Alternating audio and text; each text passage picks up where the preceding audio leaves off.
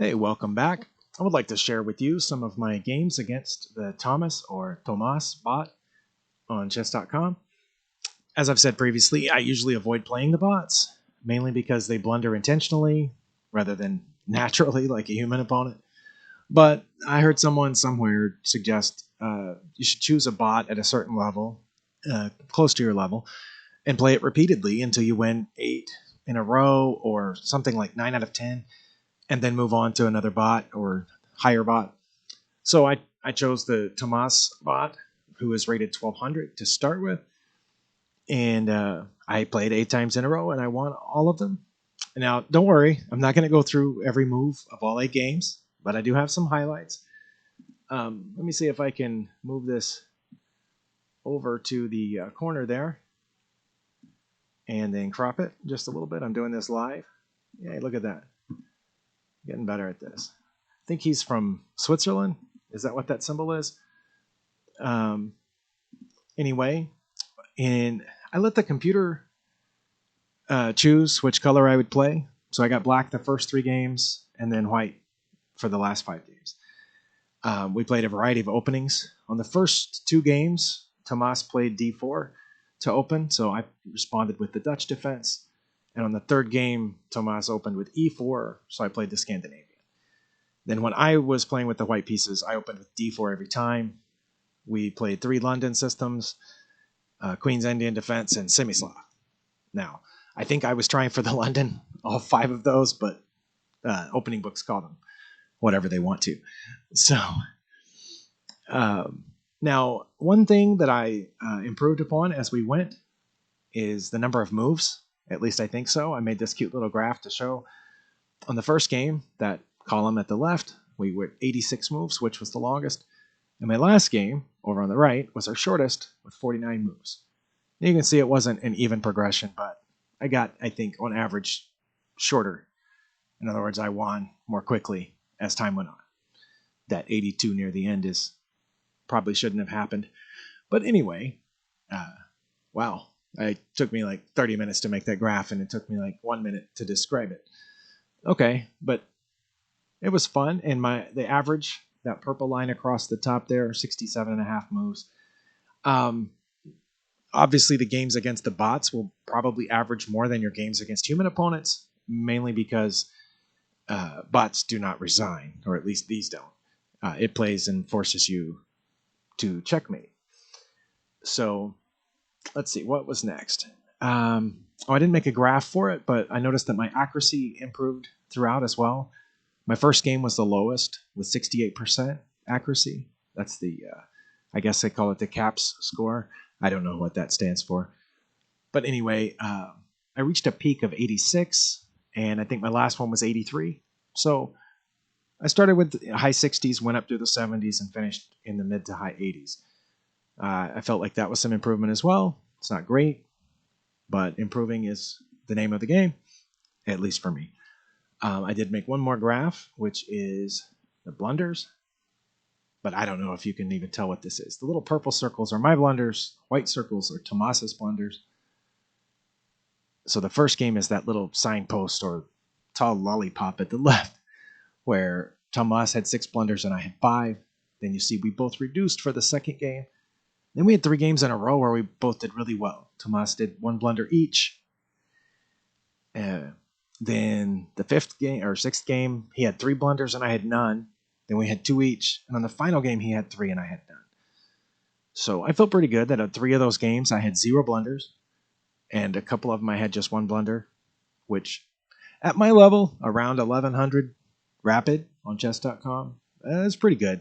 If you do 8 games and 3 of them, you don't have any blunders. So I'm going to disappear that graph and open up the chessboard. All right. This is near the end of the first game. We're just going to do the last few moves of each game. I had a knight left, which sure helps a lot, and was able to fork the king in this pawn. And then it was a simple matter of getting rid of that last pawn so I could bring my pawn down. And I've done quite a few endgames, which I get to this stage, although I'm fairly often on the losing side. And it's just a matter of trapping the opponent's king on a side or back rank until you can do checkmate. So felt like that was pretty good. The second game, we're going to skip ahead to move 55. Wow, let me skip there to move 55. Again, I have an extra piece near the end, so it's a matter of getting that extra queen and then forcing the king to the side. Here I played around a little bit, took a little longer than I should have, but was able to eventually get where is it? The checkmate. Okay. And in the third game, we're going to skip ahead to move 56, I believe is the move that I had. Here I had 2 extra pieces plus extra pawns. My plan was to keep that rook there on the second rank so his king cannot go anywhere and bring my king forward. I don't know how I did that, but anyway,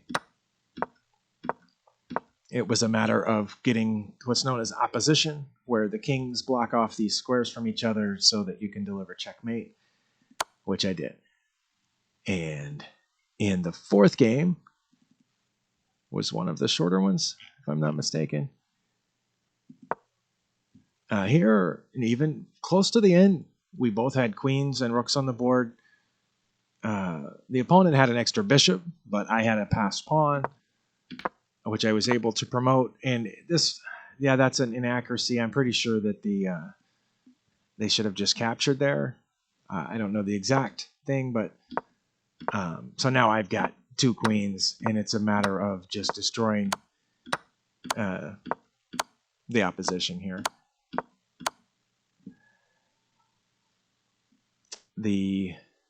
Let's see, the next one, 5th game, we're going to skip ahead to move 51. I have to scroll over here and click on move 51. Here, again, as with so many of the others, I had an extra piece near the end, so I was able to promote to get an extra queen. And then, again, as you'll see, almost all of these came down to end games. I was not able to deliver a fancy checkmate during the middle game. And here, part of my problem was that pawn. So I get the pawn out of the way, and then I'm able to kind of force this king down into the corner where I get the opposition, and I'm able to deliver checkmate in the corner. We've got 3 more games to go. Game 6. Scrolling down to move, was it 52? Yeah, here I decided at some point here, oh yeah, that's what it was. I did the removing the defender tactic that I learned on a puzzle. So I put the king in check where it can't move without getting away from the bishop. So as it comes away from the bishop, I'm able to capture the bishop, and then here I just went ahead and got a second queen to make it easier to deliver checkmate, which I was able to do again on my back rank. Those are always interesting when the opponent's king travels all the way across the board and gets down to your back rank. Game 7, we will go down to move 58. Yeah, here I have an extra queen. It wasn't terribly difficult, but I have to be careful. If you're not careful, that bot will definitely take your pieces, and it's always looking for an opportunity to say check. And plus all these pawns in the way. You have to be careful. Which way are those pawns pointing, and which ones of them will snag you if you're not careful. And I was able to walk this king over to the side, but I have to be careful because of this rook. So I can't just go wherever I please. But I am able to slowly build a net around this king. And then once the rook gets out of the way, it became much easier to just walk the king down to the end and deliver a ladder mate once again on my back rank. The final game, if you'll remember from the cute little graph that I made, was much shorter. And here I had a heavy material advantage near the end. But again, it was a matter of being careful not to blunder a piece. Here I decided to trade because I had the superior material advantage and work my way down. Gotta watch out for that knight, though. It's tricky. So, yeah. Finally got rid of the knight, but those pawns are in the way. And there we go. This time delivered mate on the back rank of the bot.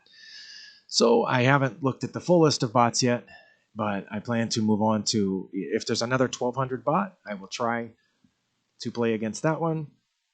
And if not, I'll move up to a 1300 bot and we'll try to do the same thing. Anyway, thanks for watching.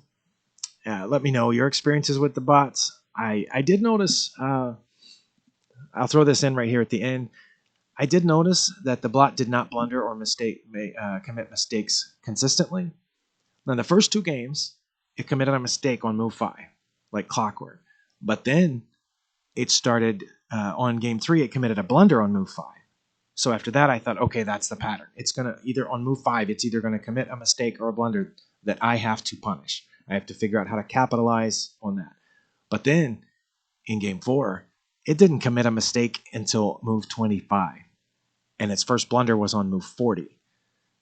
Whereas my first mistake was move 11, and my first blunder was move 13. So I was down for a little bit in that game and had to fight my way back. Then it wasn't committing blunders and mistakes until move 20 and move 35 and move 29. On the 7th game, it did a mistake as early as move 9, but the first blunder wasn't until move 45. So it's not a definite pattern, is what I learned with, at least with this bot. It's not going to be move 5 every time, like it indicated on the first 3 games. But I did notice that it varied quite a bit. Now, some of that I think depended on my play, but take it for what you will, and I'll catch you next time with whatever bot I try to hit next time. Thanks for watching. Hit me up in the comments.